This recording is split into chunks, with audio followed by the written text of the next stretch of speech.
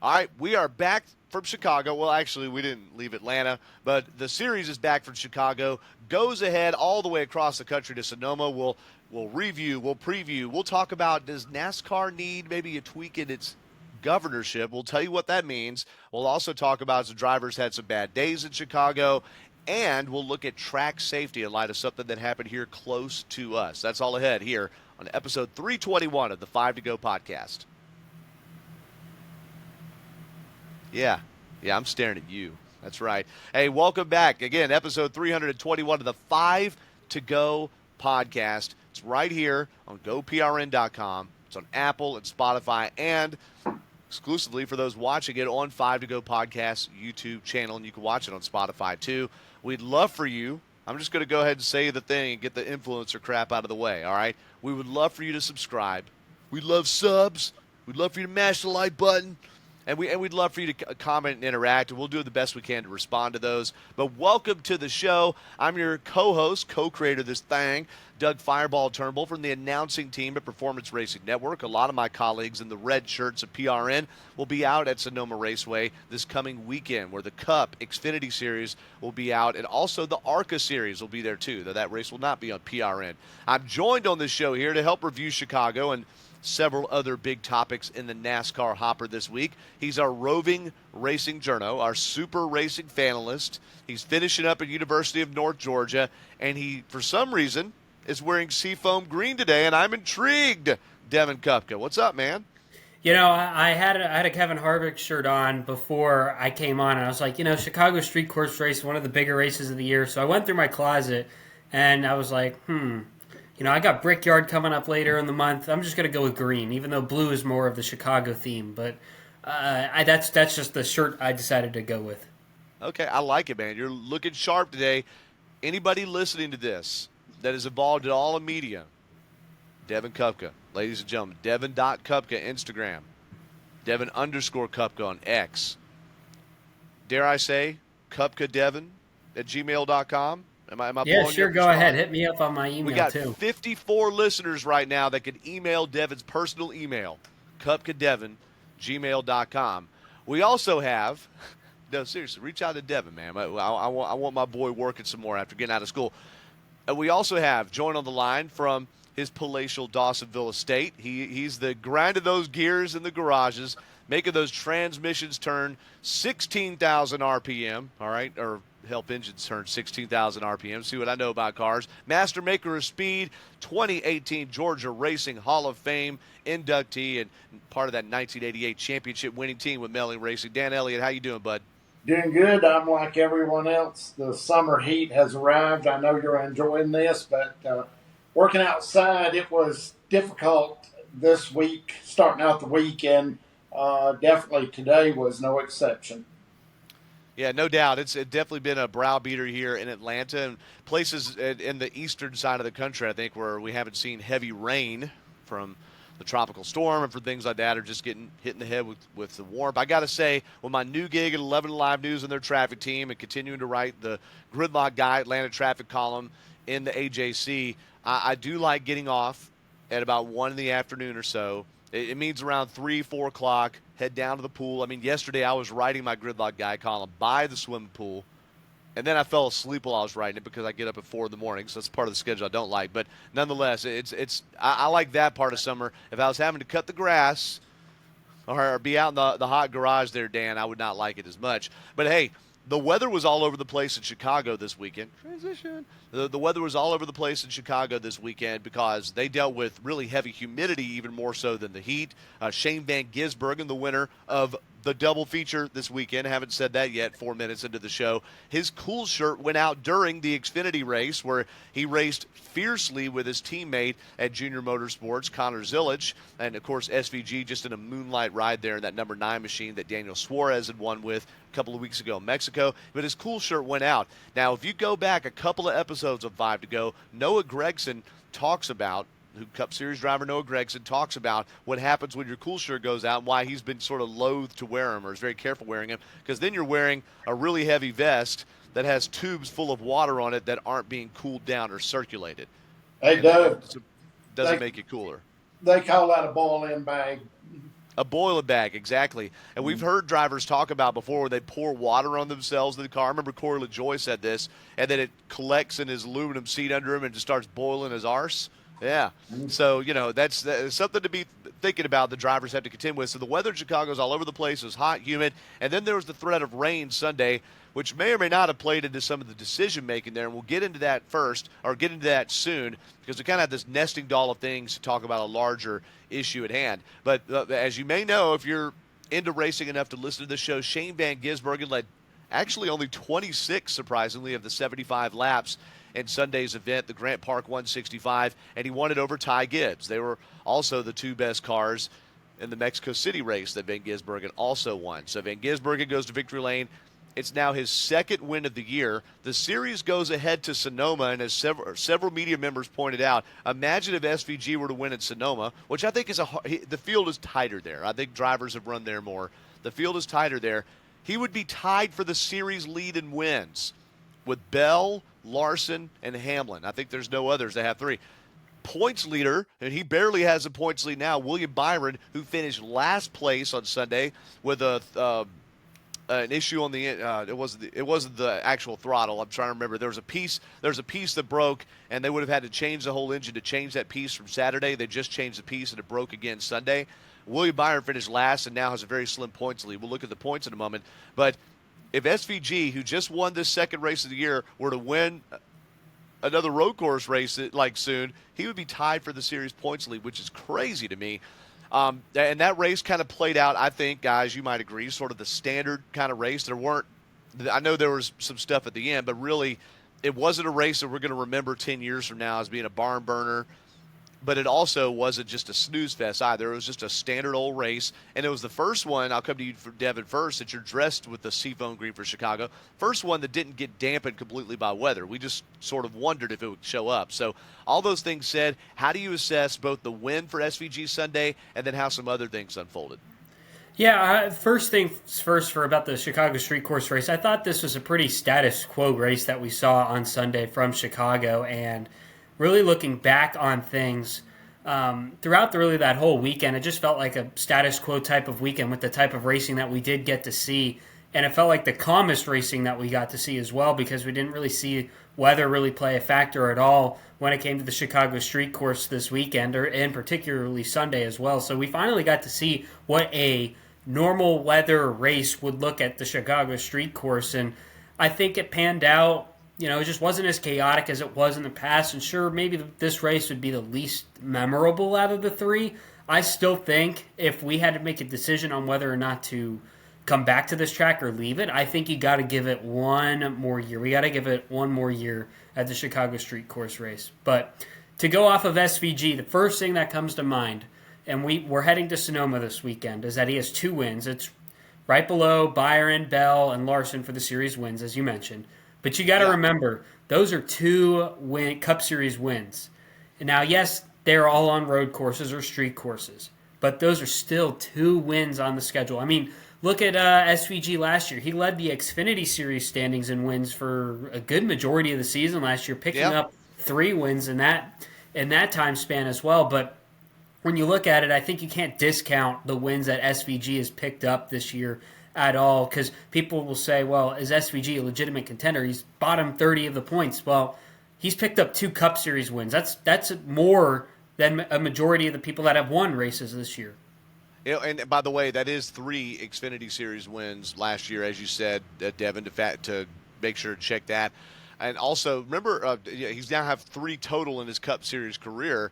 And you think there's a lot of people that have 1 and 2 wins, and that suddenly puts him up. Now, I know this is a special situation, right, because the road courses have now become a bigger part of the NASCAR lexicon. Instead of 2 races a year, Watkins Glen and Sonoma, the series contends with 6 of them. In fact, there was one year, I think it was last year or the year before, they had 7 road course races. But it just like Austin Hill with super speedway races or drafting races in the Xfinity Series, yeah, there's more of them now. And guess what? He's good for the most part, all of them. Maybe not so much Talladega. Dan, SVG, we heard what Devin said about him. He's been above and beyond. So I want to know, Dan, what you thought about Sunday, and does SVG's dominance on a certain type of racetrack remind you of anybody that you and the 9 team contended with in the 80s and 90s there? Well, it definitely does, and Ricky Rudd was a hot shoe for a while, and Yeah. you had Jeff Gordon that was a hot shoe for a while, and other drivers that have kind of come through the ranks. But the thing about it is the difference being to me was the drivers that ran ovals because you had so few road course races then that anybody that ran really, really well and won a road course race stood out extremely more than anybody else does. And the fact that their success wasn't just on road course, it was just that they were multi-talented. And here's the difference in drivers to where you've got a driver that comes in and he's extremely talented in these cars, in these road course series, and the teams that he's running for or competing with have they're no slouch either in being able No. to put together a total package that you can come compete and be in victory lane. So I think all the planets are lining up where he's concerned. But still, the question becomes: is at the end of the season, is he going to be good enough on the ovals to put the package together? But yeah, and that's the great question. And they talked about this on Fast Talk, the talk show on PRN that you can hear in all the podcast places and on local affiliates too. The crew, I almost said Doug Gilly. Good Lord, I'm tired. Doug Rice, Brad Gilly, and Alexis Erickson talked about that him if he's able, and it's no guarantee, but if he's able to do just enough of the early rounds of the playoffs and then win the Roval, he could actually get to the round of 8. But the question would be, would he do well enough in the early rounds of the playoffs? Mm-hmm. One thing that could help that, to your point, Dan, is if he won, let's just say, Watkins, Glen, and Sonoma this coming weekend, that he would have 20 playoff points. And that's asking a lot. That's 4 wins, okay? But he would have 20 playoff points going into the playoffs. Maybe he picks off a stage win somewhere. That's 21. Uh-oh.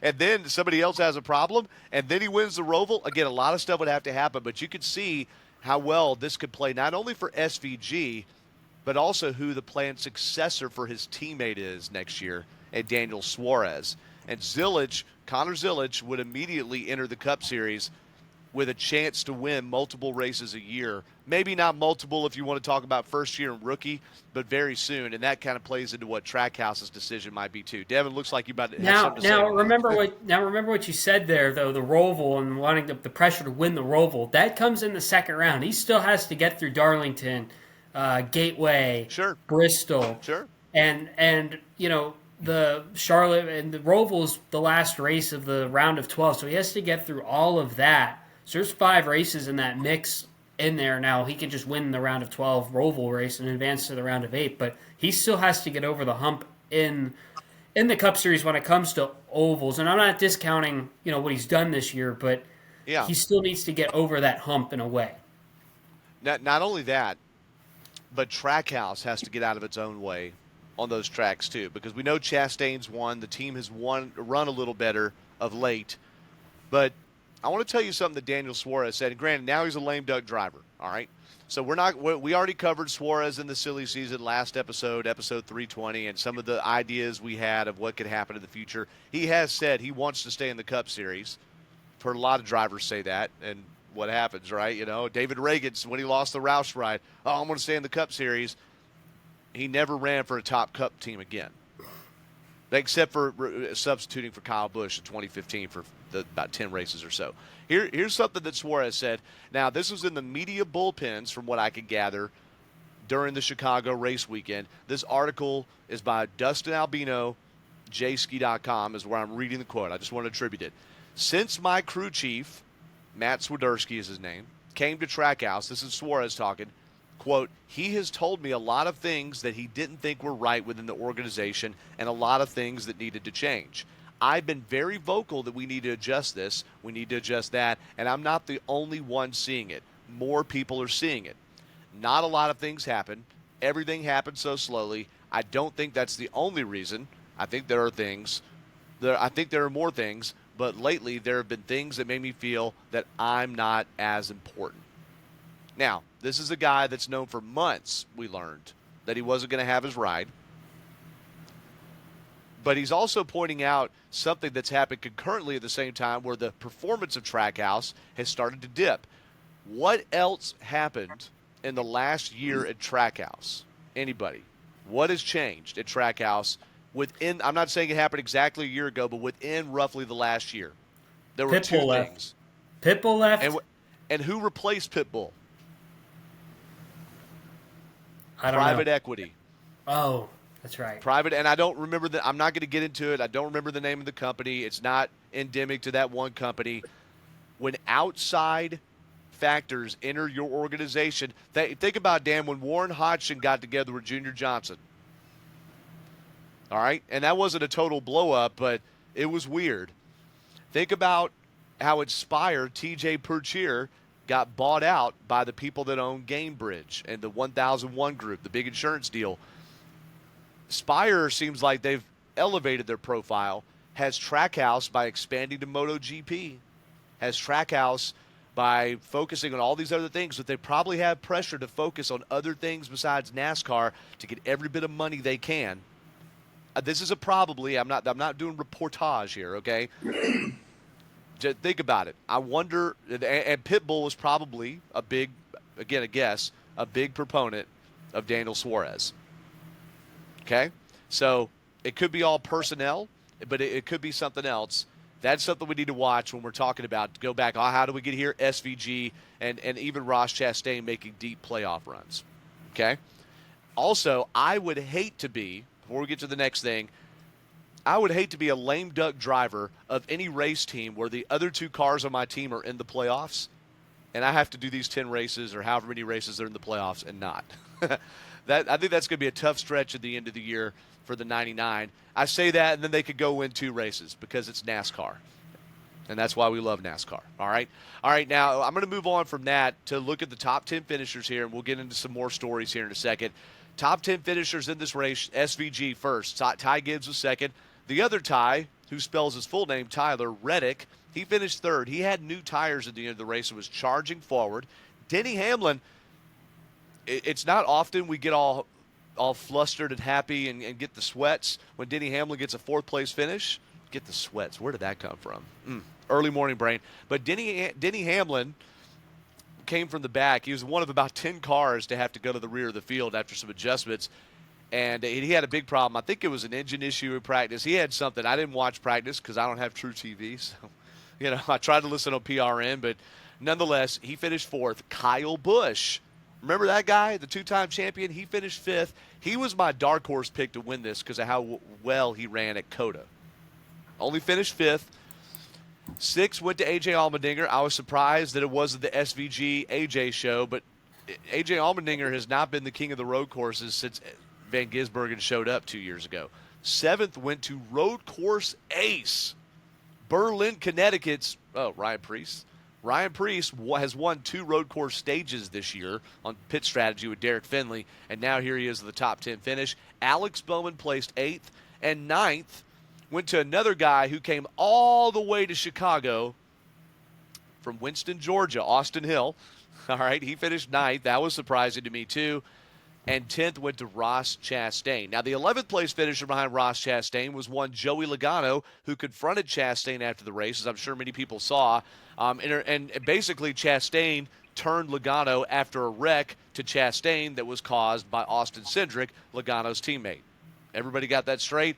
Devin, did you see the confrontation? Not the confrontation. Did you see what made Logano mad? Because I had company over. My friend Taylor was here watching it. We were, I was explaining things more than sometimes watching the race.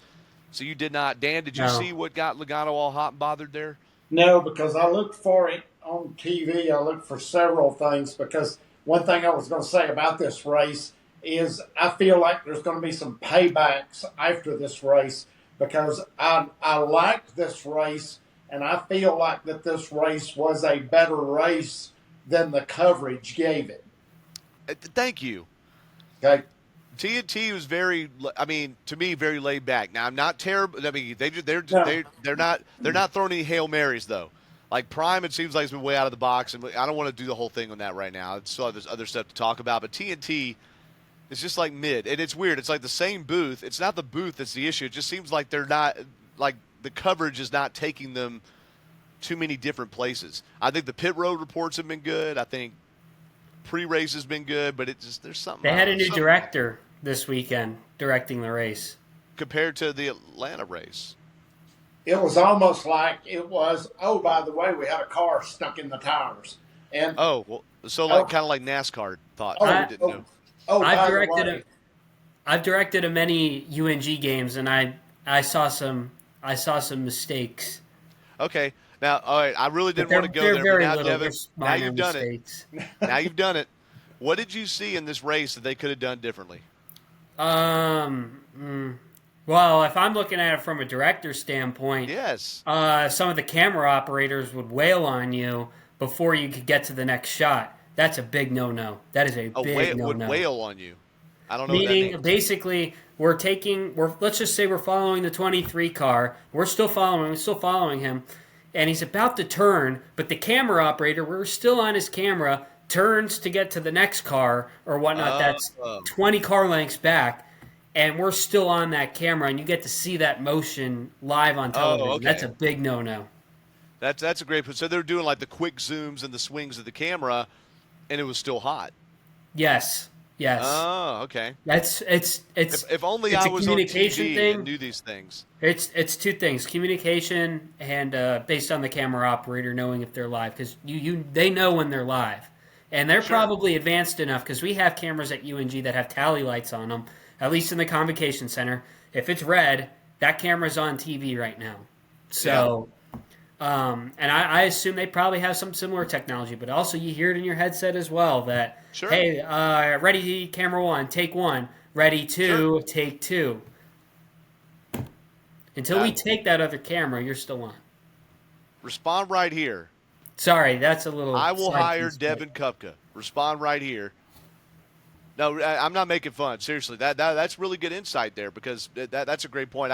During the race, I mean, I didn't watch closely enough to notice technical things like that. I had it on the whole time, followed the main stories, but I feel like there was a lot of stuff for as much action as there was in this race. It seemed like a lot of it didn't break through, and then afterwards we're talking about beef. It was not weird. and not to dwell too much into this topic, but I wonder how many racing excuse me, how many racing directors are out there that are television oriented? That's my question too, because we hear a lot of the Fox people or football people that are in charge of NASCAR on Yep. Fox. So that's my thing is like, because like for me, like if I was in charge of directing a race, I'd be honest. I'll be honest. Like I'd struggle with it a little bit at first. But you're a racing person, and I bet you'd pick it up quickly, knowing what the right thing is to show. All right. Hey, now you make a great point. TNT is going through much like Fox did. They're going through a big change. All right, because they're now exiting the NBA space, and the company's going through big change. Right. Warner Discovery is getting ready to spin off, or they're proposing spinning off the cable division from the streaming division, and Max and Bleacher Report and all that stuff would stay on one side, whereas TNT, TBS, and so forth would go another way. And that means there's just inevitably going to be flux in people, changes in talent. So that's something to watch. And look, they only have a 5-race stint here. I welcome them. I don't mind the in-season tournament, and they have great on-air talent. They didn't cheap out on on-air talent. The same booth we saw on Prime, and a lot of the players that we're used to on pit road and at the desk too. I mean, adding in Mamba Smith's different, all that stuff. Of course, Alec Cabana's back. I love that. But yeah, there is something. It just I thought there'd be a little more innovation for you only have 5 bullets to shoot, right? And it seems like it's just a little bit of the same, I guess, from them. it's almost as if you need a couple of extra cameras, and they may already be there to where that you're following. You have a car or a couple of cars you're following, and then you have another camera that's following another group or something else that's going on, Mm-hmm. whether it's the packs of cars or the personalities, because we know several of these personalities that don't get along so well. And if I were a director of this, I would say, you camera two, follow that group of cars right there Camera 3 follow the two personalities that are going to be like magnets. They're going to stay together, and there is going to be something to see out of this. And while they're running close together, follow them and see if something comes out of this, because that Bubba deal, that was significant, and I don't think that we saw much at all of what started this and really We saw even a good bit of how it. it completely ended. Well, yeah, we saw a good bit of it. We definitely saw the end of it for sure. But you're wondering if there was something to last before. And according to what Alex Bowman said, and even what Bubba's spotter Freddie Kraft said, a door bumper clear, I don't think it started laps and laps before. I felt like I was watching them scrape for quite a while before Bubba finally ended up turned around. And my first initial thought was not that Alex Bowman turned Bubba. It was that Bubba cleared himself out of frustration trying to get past him.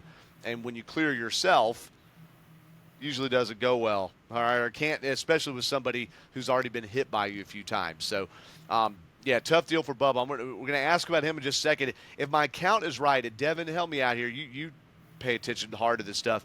Bubba now is only 2 points to the good on the cut line, right? Isn't I have to Bubba relook at the standings real quick. because NASCAR.com only does the classic standings. Well, now they have the playoff picture on there, and he's Which +2. page are you? 16. Okay, so he's +2. So so I'm right. So there's 3 drivers outside the top 16 in points. Those are Austin Cindric, Josh Berry, and Shane Van Gisbergen. So that puts 13th in points, whoever's there on the bubble. Right now, that's Bubba Wallace, who was running at about the 10th position or so. Instead finished, I think it was 28. So he gave up 18 points by fighting hard with his in-season tournament opponent, Alex Bowman. That was another thing. They have beef, and they were fighting for the spot to win $1 million.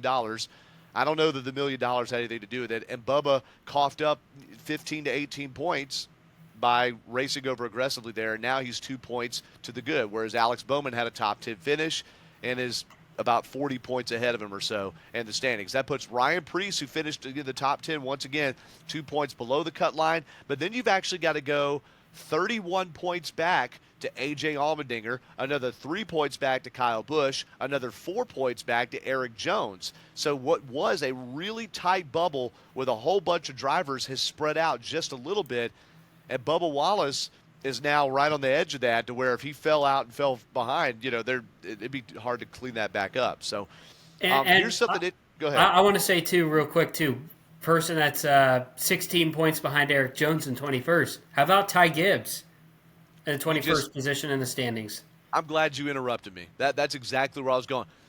Say his points position again. He's 21st. When you look at the playoff picture, he's 21st in the standings. He's 20. Oh, he's got 5 drivers between him and the. Yeah, 5 drivers between him. So and then 19th in the classic points. Now, we spent multiple times early in this season talking about him being 30th and 28th in points. Here he is 19th. I'm so glad you said that. And now he's only 40. Gosh, I got to look. He's 60 points out from the cut line.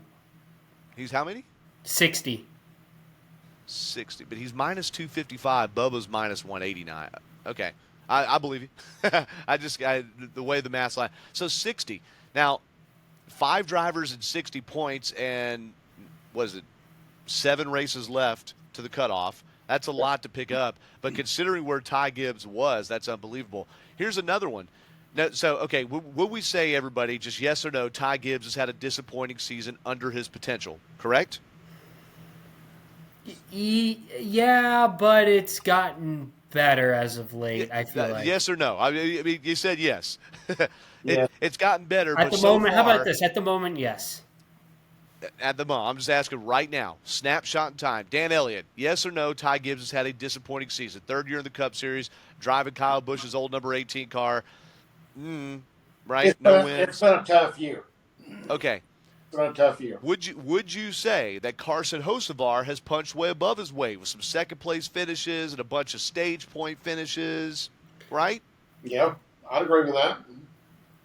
Devin is like all night. I like what we've seen from Carson Hocevar this season, but the problem is that he's just there have been times where he's been unable to finish the races, which is really what hurt him this season so far.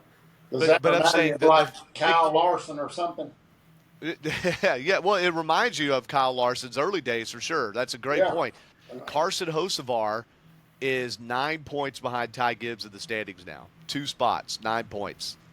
And there was a point where Hocevar was right there up on the playoff bubble. There was a point where Hocevar was 30th in points. That's how close they are. Looking down at the standings, Ricky Stenhouse Jr. was in the playoffs on points, and now he's 25th. Couple bad finishes in a row, and this one he waylaid his car into the tire barrier, was able to drive it off the track. Now, Shane Van Gisbergen, I thought he was 33rd in points. Guess where he is in points now, ladies and gentlemen? He's 27th. He is ahead of Daniel Suarez in the point standings. Take away your wins, just on classic points. So these points are close, and the tide's starting to turn now with these cumulative finishes. Suarez, by the way, 29th, is behind Brad Keselowski, who's had, everybody knows, the year from hell. Now, that leads me to Sasan Keselowski, the last thing I want to talk about from Sunday's race. All right? Devin already said, hey, man, it deserves kind of another chance. But I want to talk about, I feel like a lot of positive things happened. Shane Van Gisbergen just playing with the field, man. I mean, I've got two more things I want to talk about Sunday. And that's a positive. But here's a negative. Who had a worse day, Dan Elliott? I want to ask you. I wrote down 3 names of people you're just like, ugh, that's boo-boo. Okay? We've got Bubba Wallace, who has hemorrhaged points the last few weeks, and then let his temper, really for one of the first times this season, get the best of him, it seemed like. And he got a bad finish, spun out. Carson Hocevar, who crashed on I got to count the laps, but he like the third lap of the race. What was it? Hocevar crashed and took out a bunch of cars on lap 2. All right, and he's been under the microscope this year, right? Magnifying glass. Or was it Michael McDowell, who seemed to be the only person that had anything for Hocevar, beat him off the jump to start the race, but then had a throttle cable break and had to spin multiple laps in the garage? So who had a worse day, Dan? Wallace, Hocevar, or McDowell? All right, who you leaving out of this equation here? Who am I leaving out? Those are pretty bad days, Dan. Yeah, Chase's day wasn't so good either. So, given the Well, fact why would you that say that? his day started before his day is one of those things where, okay, did we celebrate way too hard? Did we forget we had another race coming up this weekend, or did circumstances just dictate? Or is there another thing that we're not even that's not even on the radar? Are we testing different things? Sure. And let's remember, he crashed Saturday, Mm-hmm. started in the back, and then drove up to 16th and got eliminated from the in-season tournament. So all 3 of our picks are out. I had Chase going all the way. You guys had Larson and Byron. Chase is out because John Hunter Nemechek finished 15th. That's Yep. crazy, man. So, Yeah. yeah, but that's a great point. Is he testing anything, or that's kind of where he's been on road courses this year too, Dan. So I don't know. I don't know if it was a terrible day or not. But Or did AI set the car up? okay. Now you got a bunch of AI in front of you there. Was there something you were looking at that led you to believe something?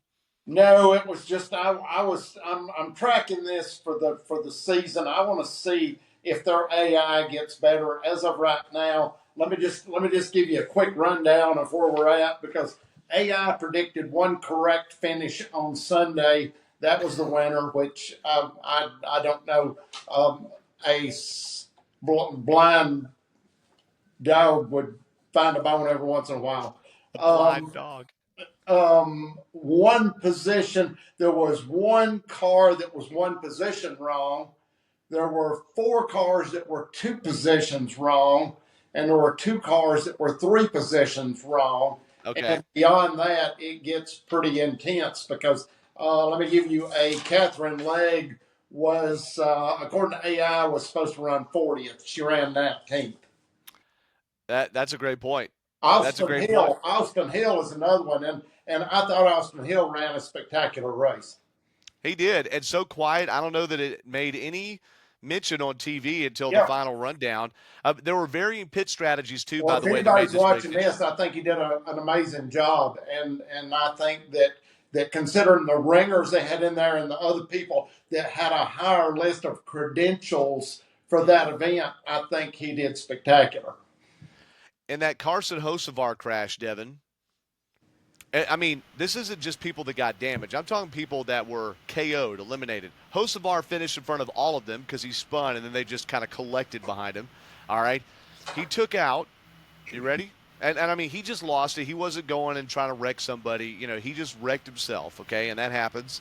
He took out Austin Dillon, Brad Keselowski, Todd Gilliland, and Australian V8 Supercars driver Will Brown. All of them eliminated on lap 2.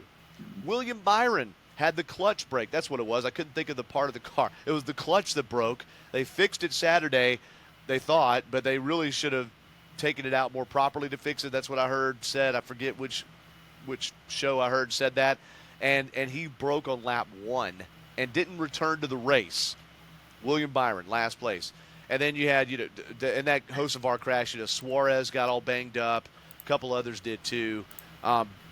That was just a tough deal. I didn't realize that Cole Custer also had crashed out of that event. Also, I totally had missed that. So that's just it's a weird race of attrition. You also had Cody Ware crash on the very, very last lap, or the second to last lap. And so this is what I want to get to, maybe our most esoteric subject of the day. All right. So by now, if you know enough to watch 5 to Go podcast, you know Cody Ware had what we believe is a brake failure and just went straight into, I believe it was the turn 6 barriers, right? A place on that track over these 3 years has claimed a lot of cars, great drivers, and a lot of them have nosed into it, like Kyle Larson. I specifically remember driving right into it and backing right out of it, backing from under the barrier and drove away. But Ware, all we saw, and I remember I'm listening to the race, so I'm watching it on a Chromecast, all right? Like, yeah, my friend brought her Chromecast over, and she had Max, okay? So that's what we did. She brought the party with her, okay? So I'm watching it on like a streaming of a streaming. So the scanners I'm listening to are like a minute ahead. And I'm hearing SVG's radio or his spotter, Josh Williams, telling him, hey, trouble at turn 6, car up at the barriers is still green, still green.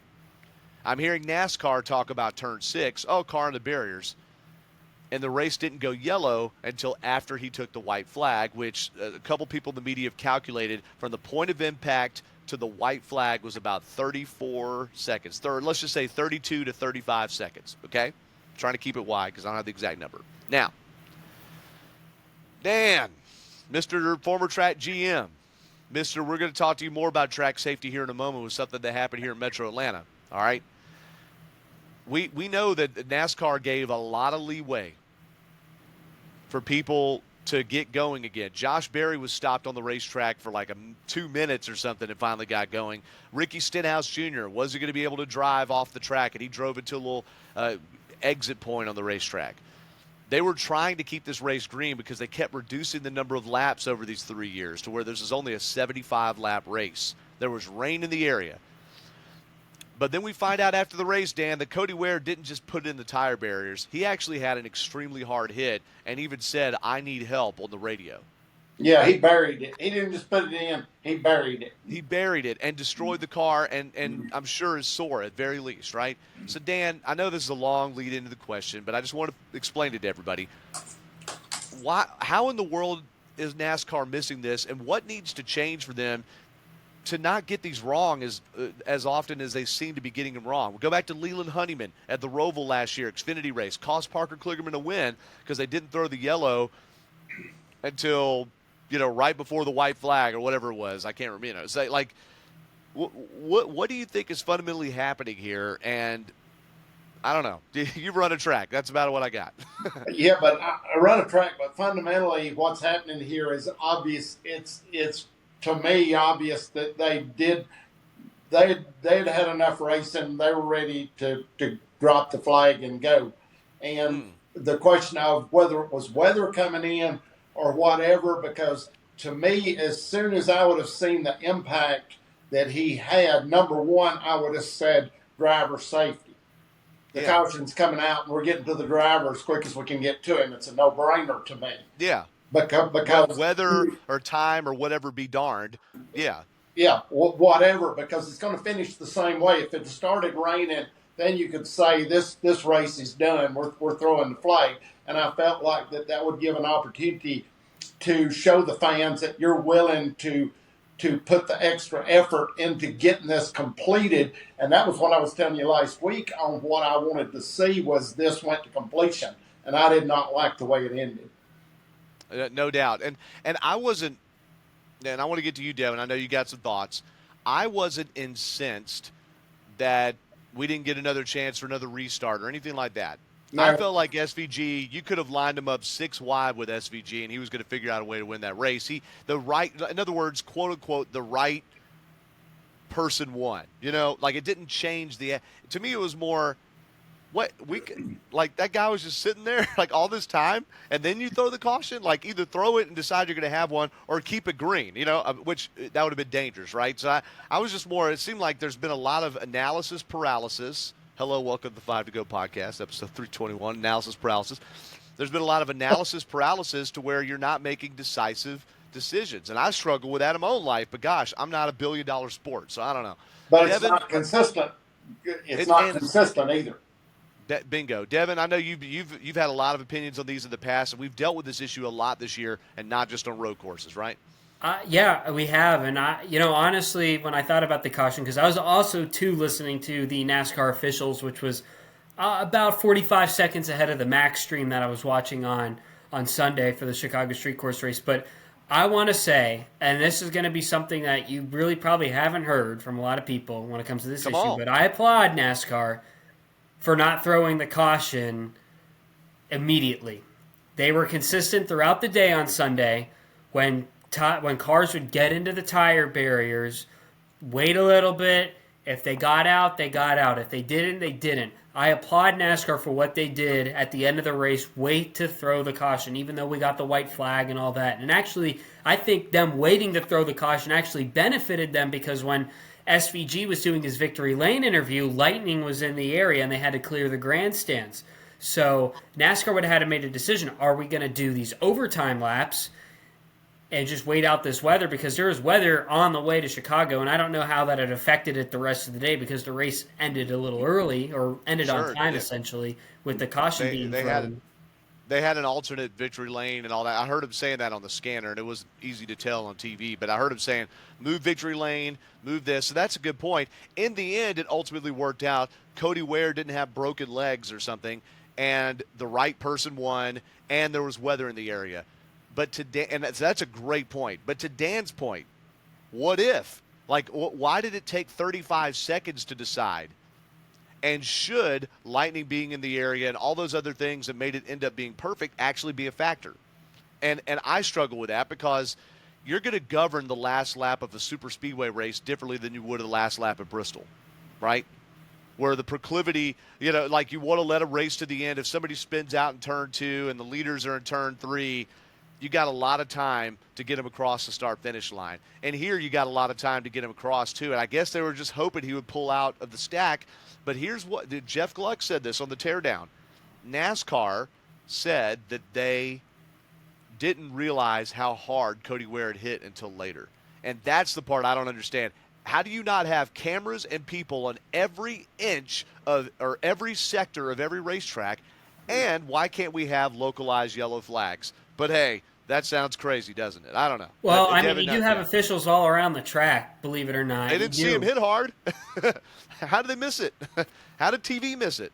But I just like how they were consistent with the cautions this weekend. I mean, take a look at the Brickyard last year. What happened with Ryan Preece? That should have never have happened last year where they waited to throw the caution. That was ridiculous. This week, I'm fine with it because they were consistent with it. Consistent.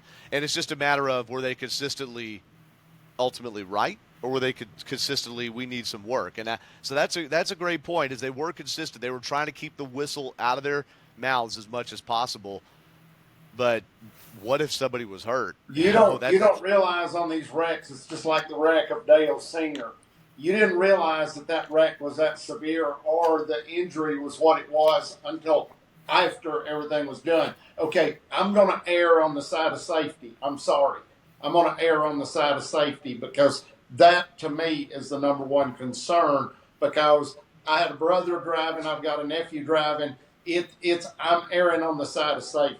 and it's somebody's family, and I'm going to err on the side of safety. You both make great points. I think all three of us have maybe looked at this with a little more introspection than some things I've heard where it was just automatically right, automatically wrong. Because I was glad to see them there not be a crap show at the end of that race. Because and drag it out. I thought the length of this race was great. 75 laps, get us out of here in a little over 2 hours. Personally, I'm like, hey man, let's not draw this thing out. I thought the cautions always last too long at road courses, so I was happy. But then I'm like, wait, if that was a caution then, why wasn't it a caution 30 seconds ago? I only have one question. Where's David Hoots? Or might have two questions. Where's Dick Beatty? Because usually during the races, it was one of those things like the Bubba scenario that came up, and that lasted a lot longer than it should have. But David Hoots or Dick Beatty would have said, all right, boys, give and take, because that is to me what good officiating and taking care, because there is where the racing comes in and where the racing gets into the passion and personalities clash, and you end up with circumstances like you did. Yeah. So that's a great point. Yeah, so strong, decisive. Remember I talked about indecisive a couple moments ago. Strong, decisive leadership. And, hey, some of that's old school, right? Maybe that doesn't meld with new school ideals, right? And I'm not criticizing either. It's just that maybe that doesn't meld. But David Hoots, much like Mike Helton, who's going into the Georgia Racing Hall of Fame here in a couple weeks, David Hoots, Mike Helton, people like that, hey, here's the law, bro. Are you on or you're not? And they didn't say bro, by the way. That was me. Yeah. Hey, bruh, this is the law, bruh. Your behavior's sus, bruh. Yeah, but no, they'd look at you and be like, no. They did say after the event's over, we'll see you in the NASCAR trailer. That's correct. That's correct. Well, we're glad Cody Ware's okay. He had an okay race going on. He was going to finish it clean and all that, and unfortunately went sideways. Another couple things, too. You mentioned Catherine Legg, career best 19th place finish, which – okay, I mean, who writes home about a 19th place finish on a road course for someone who grew up and is a specialist in road course racing? But Catherine Legg crashed her car in that race, and she had to qualify in on time. And who did she knock out, Devin? Georgia driver Corey Heim. Yes, as I come to find from Andy Lally, who is a Georgia transplant from New York, Catherine Legg, I knew that recently she had lived in Lake Lanier. I didn't know that she lived on Lake Lanier, which is northeast of downtown Atlanta, that she's lived here for a decade. All right, she's a Georgia resident for real. Okay, so props to Catherine Legg, 19th place finish, and she outqualified a car that had more muscle, a driver with way more qualifying experience, and Corey Heim coughed it up on his qualifying lap and tried to go again, and it just didn't work. He's had a couple of hard lessons this year, that and several truck wins that haven't gone his way either. Corey Heim. So that's Catherine Legg. She finished 19th. Shout out to Josh Balicki, who's done a lot of road racing, and normally, I mean, he was running for the worst or second worst car in that race, the number 66 Carl Long Garage 66 car, and he finished 21st. I didn't even realize that till looking at the standings here today. That's pretty good. Josh Balicki, man, that's pretty cool. All right, wrapping it up Sunday, I want to ask about this safety thing. A greater question that I'm wondering if this question could actually be the antidote to this whole antitrust suit. All right, anybody listening probably knows 2311 Front Row Motorsports suing NASCAR over antitrust behavior and how they are dispersing money and making certain rules and certain decisions. So we just talked about safety. I am wondering if concerns of the race teams would be more assuaged, if you will, be more dealt with if NASCAR had FIA compliance. Formula One is owned by Liberty Media Group. NASCAR is owned by NASCAR. FIA, a lot of people think that means Formula One. It doesn't. FIA is the formula organization that covers many motorsports worldwide. Would NASCAR, I'm going to ask Dan first because he's a senior member here and he calls it M1 all the time, Devin. I hope that's okay, all right? Dan, would NASCAR benefit if they had FIA compliance that would help them come up with safety rules and maybe give a little more legitimacy to some of the problems that people have with the rule making? Could that help maybe solve some of the questions of the lack of transparency that some say the sport has? I don't know that it would solve it. There's definitely something that's going to have to take place to bring it up into the up into this millennium anyway, as far as how we're going about doing this. But I think NASCAR, they are their own body, and I don't see them asking anybody else. They will devise their own system of how they come up with it and how they deal with this. But they just need to get on the stick and do this, because it's imperative that you take action and move, as you said, decisively, quickly, and get this wrapped up. All right, so something needs to change. You're not sure if that's the answer. Devin, I saw you shaking your head here. I know a lot of people listen on audio, but you didn't like when I brought the words F1 into this conversation, maybe. I don't know, because now you're bringing in a governing body to potentially officiate the sport of NASCAR. My thing is, I don't want to see any of the rules, any racing rules that we see in F1 carried over to NASCAR, because I think the rules and regulations in NASCAR are just fine as is. There are just some things like the passing and the contact rules. I don't want to see any of that go to NASCAR. But I think it would be tough to bring in somebody like an FIA, or you can institute the rules, but I don't know. It's just how NASCAR's been really forever, is that they are the officiating sport. I mean, but look at other major sports too. The NFL, the MLB, the NBA, they, like NASCAR, have their own officiating. But they are owned by the team owners. Yeah. That's the difference. That's why I brought the antitrust. And I'm not sitting there. If anybody that's remotely adjacent to NASCAR, I'm not. It's just a question. Could you still own your sport the exact same way, but give some of the governance over? It's sort of like having a blind trust. Like when you become a politician, you're supposed to anyway. We won't get into all that, okay? You're supposed to have a blind trust where your financial interests are managed by somebody else different than you, the rules maker, as a politician, or the rules leader, if you will, the policy maker, right? Because church and state aren't supposed to touch.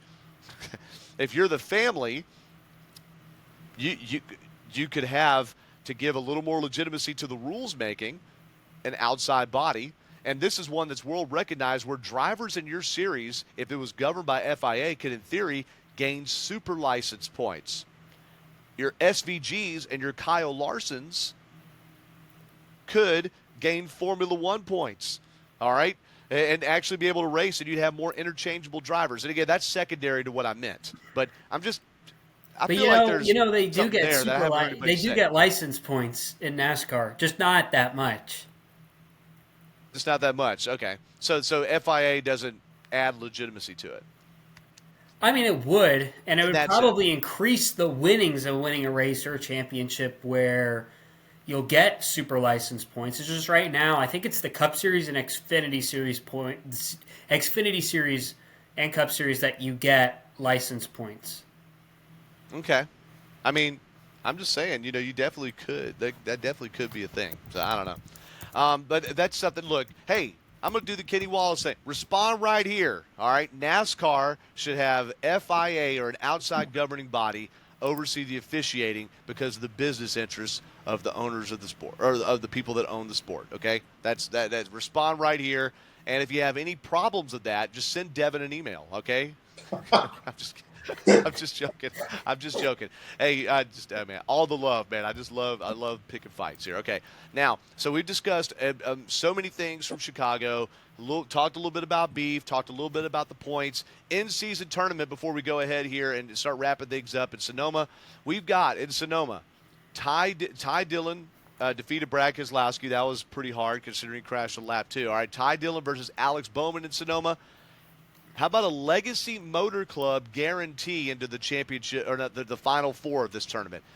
John Hunter Nemechek and Eric Jones will face off here in this round of 8, and one of them will go forward to the round of 4. They face off at Sonoma. All right.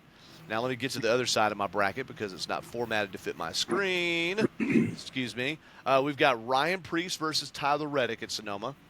and Ty Gibbs. I think that's short for Tyrone, if I'm not mistaken, and Zane Smith. All right? Any of these matchups intriguing to you guys, or have you stopped following the tournament because your favorite name brand driver isn't in it anymore? I will say, looking at this, we could have a potential Final Four of Ty Dillon, John Hunter Nemechek, Ryan Preece, and Zane Smith. How about Dude, that? Foxtrot Tango Whiskey, let's go. I mean, why not? We could see somebody like What a do you Ty think, Dillon Dan? win this thing. I mean, why not? Why not? Dan, what do you? I mean, is this something? I feel like we have so many stories on how great the front runners are. You're getting a chance for Ryan Preece, who's on the playoff bubble. Ty Gibbs, who's had this really hot and cold season. Zane Smith, who came near winning Atlanta. The legacy cars, which have been up and down. Of course, Ty Dillon, even Alex Bowman and Tyler Reddick are the only name brand drivers that are in the top whatever points left. In fact, none of the drivers, you ready for this? Brad Gilly said this, PRN. I'm stealing from you, Brad. None of the drivers left in this round of 8 have won a race this year. How about it, Dan? I'm on the edge of my seat. Man, I can't get y'all to buy in any of the hype. I, Look, I'm going to forget about all of this in 2 days. I'm in have to reacquaint myself 13,000th this place in the end-season bracket tournament. Out of how many do you think? I have no idea. Okay. None I of would my love to know none of where I sit. my round of 8 drivers are in it. That's crazy. But this is why we actually run the races. And this shows how close this series is, how any given week something can happen. For those of you that watch the F1 movie, and I went a couple days ago and saw it, all right, where you had a 22nd and 21st place team because they added 2 teams to the grid for the movie, just suddenly go up and start winning races mid-season without crazy things and rain and crashes happening. That doesn't happen in F1. In NASCAR, we've seen Justin Haley win a race before, for Start and Park Spire. All right, we saw Chris Buescher 2016 win Fog Pocono. We saw Regan Smith win the 2011 Southern 500. We saw Trevor Bayne win the 2011 Daytona 500. I need to continue? Jeremy Clements has won a couple of Xfinity races. All right, and that's not dogging drivers. That's just saying smaller teams. AJ Allmendinger's won a couple of races for Colleague on road courses. This is why we run the races, guys. So, anyway, that's good. These guys are on the edge of their seats. So if you have just as much excitement about the bracket as Devin Kupka and Dan Elliott, I want you to share this show. All right? I want you to share it and tell all of your friends to listen to it just for the bracketology 55 minutes in. Okay, now, looking I bet ahead those to all Sonoma, casts are getting real interesting now on True TV. I haven't watched it. I haven't really watched it either. Yeah. But I'm sure. you can watch a replay on Max of the Outcast. Watch a replay of the Altcast. I love NASCAR, man, but okay. all the love to Larry Mack and Jeff Burton. They are good announcers, entertaining to listen to. Sonoma this weekend. Here's the deal: Xfinity race will be Friday, 6:30 Eastern. That's 3:30 California time, Pacific time. Looking ahead to Saturday. I got to scroll up to it. Sorry, my pages are all messed up here. Saturday's race, CW. That'll be 4:30 Eastern. Sunday's Toyota Save Mart 350 is going to be at 3:30 Eastern. So a little bit later times out there on the West Coast. The Sunday race, of course, is on TNT. Saturday is on CW. Devin, tell me what you know about the ARCA race and the special place we could watch it for free. Yeah, for free, actually. So the ARCA West race on Friday, you're going to be able to watch on the Fast NASCAR channel, just also known as the NASCAR channel, because I've been watching the NASCAR. Ad-supported television. That's what Yep, Fast free is. ad-supported television, so you can watch it on. It's on the Fire. So if you have a Fire Stick, the NASCAR channel's on there. Tubi as well. Tubi, Zumo, the one that Xfinity and I think Charter co-own, if I'm not mistaken. XUMO, Zumo. Mm-hmm. It's on the Prime Video channels as well. On your I didn't know Amazon it was Fire on Prime. Stick, huh? I didn't know that on Prime you could find the free NASCAR channel now. Yeah, it's on there. It pops up on my home screen every time. It's the first result. Okay. Now, for those that don't know, we've talked about this before. The way you can get access to these, besides just on your computer, because it's streaming, is if you have a smart TV, or if your TV, if you don't know if it's smart or not, if you pay anywhere from, depending if you get the stick or not, 60 to $30 to $70 or whatever it is for a Roku device. That's what I use. The interface on Roku is so easy to use, and it could be your whole TV basically, including whatever cable provider you have. You just get their app. Get Roku, and then you download one of these things. If you have Prime Video already, you got to pay for that. But Tubi and Xumo are absolutely free, completely free. You don't even have to put your email address in. It's just that every time you log in, you have to search for the channel. That's what me. I've never got a Tubi address, and I use that. But you can watch the ARCA race, 4:30 Eastern on Friday. If you get off work a little early, catch the ARCA cars out at Sonoma. So that's going to be big. PRN is going to have the Xfinity and the Cup Series calls there. And let's see what practice. I'm just looking real fast. Sorry, I'm doing research on the fly. Practice and qualifying for Cup Saturday, 1:35 to 3:30. Those will be on. It says TNT, True TV, and Max. I thought it was just going to be True TV, but apparently it's on TNT as well, and True TV, and then you can watch it on the Max app. The practice and qualifying for the Xfinity Series is always on the CW app, all right, even though the race is not on the CW app. Go figure, but that's how that goes. Practice and qualifying for the Xfinity Series is not the same day as the race. It's actually Friday from 4 to 6 p.m. Friday from 4 to 6 p.m. right before ARCA, you can stream on the CW. You got all that, Dan? Got it. I got it on my little handy notepad here. Yes. All the Cup Series action, I including wrote practice it, and I wrote qualifying it on next to PRN my too. favorite driver that's left in the brackets, which I don't have one just yet, so I'm trying to figure out who that's going to be, because the interesting part of that is when your favorite driver is out of the brackets, as in your ball tournaments, things happen. So now, who do it's a decision on who you pull for now. How much? No doubt. How much interest do I have left in pulling for a driver that's left? Who wants to remember now as we preview Sonoma? Who won? And I was there and I had to look it up, which is sad. Who won the Sonoma race of the Cup Series 1 year ago? No cheat skis. McDowell? Larson? Not McDowell.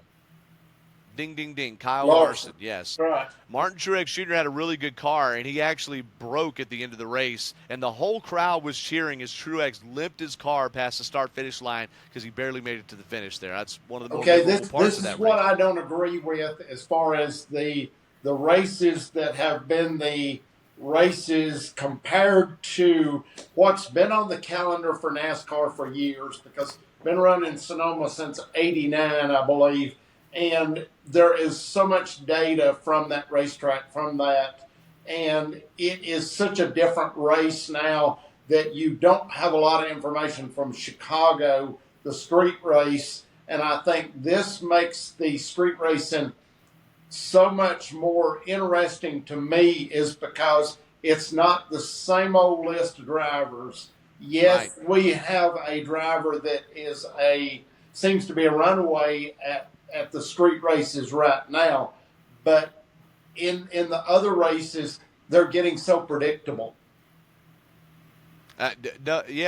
More predictable for sure. It's like as soon as you give a bigger data set for the Cup Series, like we've seen overall in the Gen 7 car since 2022, more and more teams catch up, and it gets maybe a little more predictable, although the point standings are so close, you could also go the opposite way. The Sonoma race last year, and I was there, I was out, I think it was turns 5, 6, 7, I believe, or 4, 5, 6. I'm trying to remember, but it was the S's that go uphill, basically.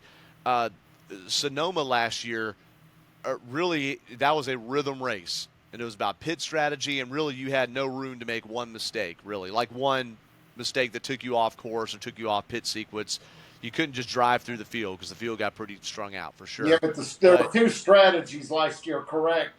And yeah, it came down to which one you felt like, or which one AI predicted for you was going to be, or suited your driver, however it ended up being.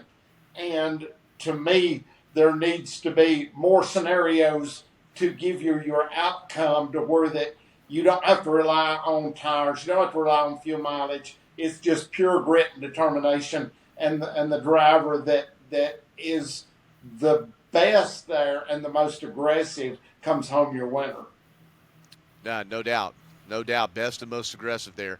All right, so who won the Xfinity race a year ago before we go over to some Cup Series stats in the Gen 7 era? Don't know. Daniel Suarez. How quickly you forget. SVG. I believe that's Sean Van Gisbergen. Is that how you say Sean? Sean. Ginsberg? No, Shane Van Gisbergen, SVG. I was there for that.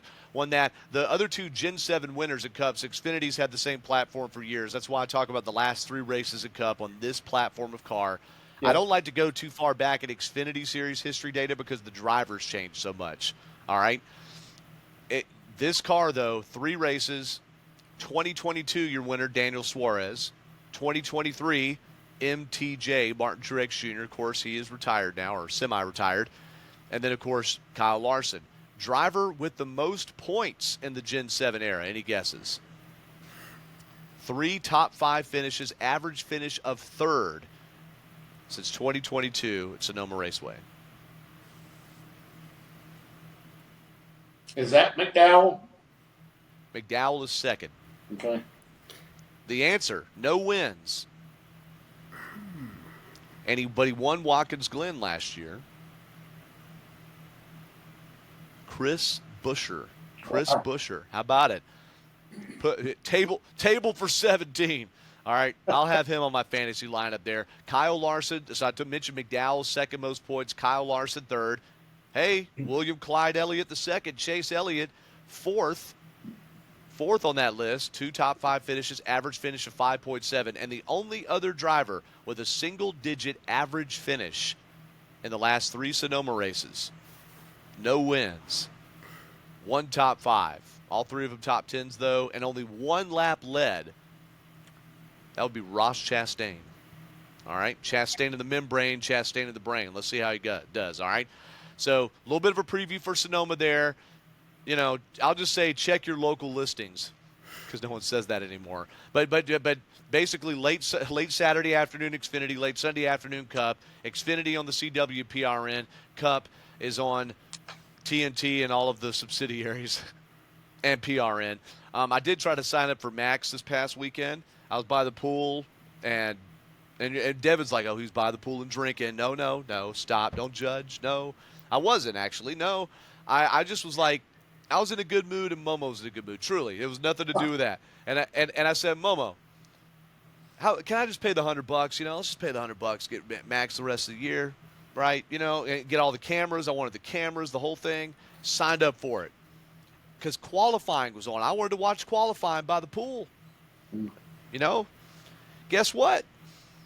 What did I do wrong, Devin? Did you get the wrong subscription plan? Turns out it's not on basic. $170. And you know what? I was so mad. And I'm not, look, everybody go make your money. Everybody go make your money. Fine.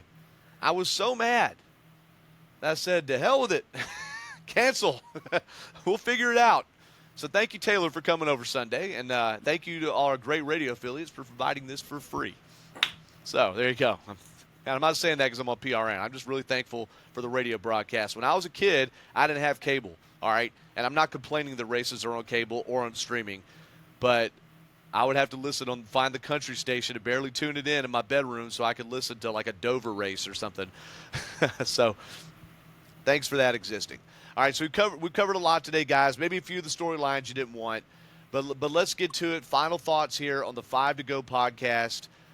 There's one thing that happened here in Atlanta. We're not going to dive deep on it. We just want to mention some thoughts and prayers. Sonoy Raceway, Saturday night, an incredible race. I watched the recap, by the way, of the Hunt the Front Dirt Series. Several leaders mixing it up.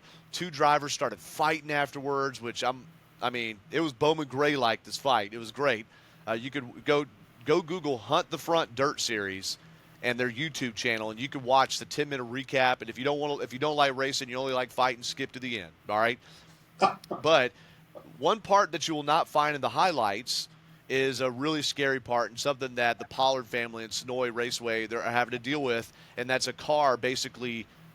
It didn't drive into the grandstands, but it jumped the cushion, if you will, and rode the wall, the top of the wall, and took down the fencing. Threw a bunch of dust and debris into the stands. It also knocked over 3 workers that were by there who had fairly, I mean, they were treated, they had fairly serious non-life-threatening injuries there. So we're praying for those workers. I was helping my news team at 11 Live try to chase the story and find some angles yesterday. I know, Dan, you were trying to help us with track safety and how to talk about it and things like that. So, but thoughts and prayers to them. Stay away from the fence, everybody. That's my final thought. Stay away from the fence, and don't dog on short tracks and only talk about them when bad things happen. All right. That being said, that was a really huge and scary story, and that's why the news talks about it. For those out there that are mad at the news for talking about it. All right. So there you go. Thoughts and prayers, though. We love the Pollard family. Clint Smith, who big time dirt racer who runs the track. So we just hope everybody on the injury side, financial side is okay.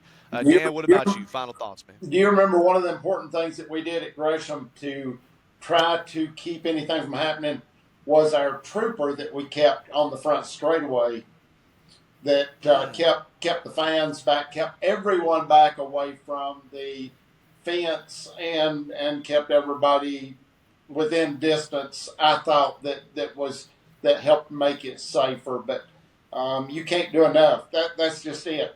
Anybody that's run a track, you can't do enough. I thought we had it covered when we did the material. We did the fence. We did a thick gauge wire. We did cables through the fence. We had 4 cables through the fence, much like the super speedways, NASCAR. I learned a lot through the playbook with them and had cables through the fences. So we also had the fences to where they were over the racetrack surface to where debris couldn't get up over it. So I thought we had everything covered. And then we had a young lady that got hit with a lug nut that came through the fence and hit her on the side of the neck. And that was to me one of the worst things that could have happened, because that could have been deadly as well. But you prepare for everything, and you find out that you're not prepared for everything. That's true. And NASCAR, over all the years, they think they've covered every part that needs to be covered with safer barrier. And then, like Jeff Gordon at Las Vegas in 2008 finds the one spot of the inside wall that wasn't covered. Kyle Busch, Daytona 2015. So there's always more that could be done. There's signage up at Sonoy Raceway. Doug Richards, 11 Live, was down there filming it yesterday that tells people stay away from the fence. And from what I understand, the people that were injured were actually workers who were allowed to be closer because they have to be deployed somewhere, maybe, right? They weren't just the regular fans. But nonetheless, it's a dangerous sport, and sometimes these things happen. That is not an indictment of the whole sport or of the people running that racetrack necessarily, right? Nope. So there are a lot of hot takes out there. We need to back down the hot takes. It is a big story, though. So for people who think the media's covering it, no, it is a big story, okay? So chill out. It's a big story. Dev, any final thoughts for you there? You finally get to talk, okay? I'm attending my first WWE live event this weekend, Saturday night's main event, and Evolution. And the reason, and I'm going with my coworker and friend Mitchell and his fiance Haley this weekend. And the reason I'm bringing it up is because Goldberg, Atlanta, Georgia native, is fighting in his final WWE match this Saturday night against the WWE World Heavyweight Champion Gunther this Saturday night. And the reason I bring this up is because Dan actually has some stories about Goldberg. Whoa. Okay. Goldberg used to live just a couple miles up the road up here, and he kept cars here at the shop, and he also came to the runway and played with cars. And several of the stories, one of them for sure is he's the only one personally I know that's blown up a Hemi over here, an original Hemi engined car over here at the runway. So that's not too good. But you be sure and tell Bill that I said hello and Bill Goldberg. Yeah, Bill Goldberg. And there was also an event he got us to, me and Bill and the families, that was a funny story as well on how alcoholic beverage got thrown in the face of my brother. So that was not on purpose. That was an accident. What? It was part of a stage deal that went a little bit wrong. Oh, okay, got it. So Bill Elliott made a wrestling appearance with Bill Goldberg.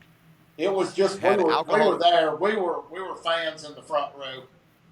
Oh, he wasn't. We didn't have Bill coming out being like the heel or something. Like we No, know. no. Okay, got it. Okay, Yeah. that would be hilarious if the NASCAR's most popular driver at that time was the heel. By the way, that'd been hilarious. Okay, that's interesting. And Bill Goldberg, former Atlanta Falcon too, by the way, had a brief NFL career too. So I didn't know that. Where is this event being held? State Farm CupcaDevin Arena. at gmail.com. State Farm Arena. When is it? It's Saturday at 7:30, and then Evolution is Sunday at 6:30, which is an all women's premium live event for WWE. The Now, second are you time they've staying only for- done it. This is the first time they've done it in about 6 years now. So All right. So State Farm Arena, this is now, I'm actually writing an article, and I'm not saying this to just pimp all my 11 Alive stuff. It just popped into my head because I stayed late at work today putting this together because we got Beyonce playing Yep. 4 shows in 5 nights, Mercedes-Benz Stadium. We've got MLB All-Star festivities that begin Friday this week all the way through Tuesday, with the day of the All-Star game next Tuesday. And I didn't know about WWE coming to Phillips Arena. So you mean to tell me we got wrestling fans and the Bay Hive are going to be on MARTA together? Is that what you're telling me? yep. The plan is this weekend because I'm not buying parking because it was $95 for the weekend, and or Wow. for at least I think each day. Taking Devin, an you can stay Uber here, here bro. from Forsyth, going down to the Sandy Springs MARTA station. Bro, stay with me. You can't stay with me? You can stay right here. You can stay right back here, man. I won't bother you. I won't talk to you. I won't look at you. Like, what? You can stay with me. Chambly Station right next to my house? It's not far. It's not far. Hey, I And worked you that can March even come Madness into the thing. right property. I will tell you how to get into the correct property that belongs to me if you follow the instructions. Just say yes. Well, and let's go down. I've been over in there down there in Dunwoody, right? Because I picked you up Dunwoody. this year. Okay, Chambly. Chambly, And sorry. sorry, everybody's tuned out by now. I was making a reference to my story at the end of last week's show about following instructions when you crash at someone's house and how I didn't and could have been shot. So, episode 320, check it out. Wait, okay, well, Devin, that's awesome, and I didn't even realize this was happening this weekend. So now I can throw this into my article. That's great. Okay, thank you for that. Gridlock guy, 11live.com, ajc.com. What's up? Zing. Okay, hey, but y'all, thank you for listening there. Devin and Dan, another show that's bordering an hour, 20 minutes. We covered a lot today, from all the ins and outs of Chicago to Dan wanting it to become F1. Oh, no, that was me that said that. FIA stuff and everything in between. Hope you guys had some laughs. Be sure to share the show. Remember, we had a bonus episode that came out this past week right after the last show. Ross Chastain, I recorded before Atlanta, talks about the in-season tournament and the difficulties or not of driving politicians around in a race car. And the big entourage there of Brian Kemp when they unveiled Echo Park Speedway, the name, a few weeks ago. Ross Chastain got to drive around dignitaries. That was pretty fun. So check it out. Other bonus material there. Remember, on YouTube, we not only have our episodes, we got short videos of the show and a lot of content from Atlanta and things drivers had to say, not just about the Echo Park Speedway race. All right, so all of that stuff. Devin, one more thing. I'm sorry. The Facebook, there's been a particular post that's been cooking big time on Facebook, and we want to thank some followers, right? A lot of people have just jumped on board with 5 to Go on Facebook, correct? Yeah, we've gained over 260 followers on our Facebook page. We're actually approaching, we're within 120 followers of reaching 1,000 followers, so maybe we'll have to do something special episode of 5 to Go or something like that, or on the Facebook page. All right, if you are the 1,000th follower and you can prove it, you send us a screenshot to Cupca or to me, 404. No, I'm not giving you that. Yeah. Okay, if you say, I actually don't really care. You can have it, but I'm not saying it. If you are the 1,000th follower, Devin and Dan and I will meet you at a restaurant, and I'll buy us dinner. Okay, if you are the 1,000th follower. Now, I didn't say a nice restaurant. How about the pool room? Like I said, I didn't say a nice restaurant. So it's either going to be the pool room or Culver's.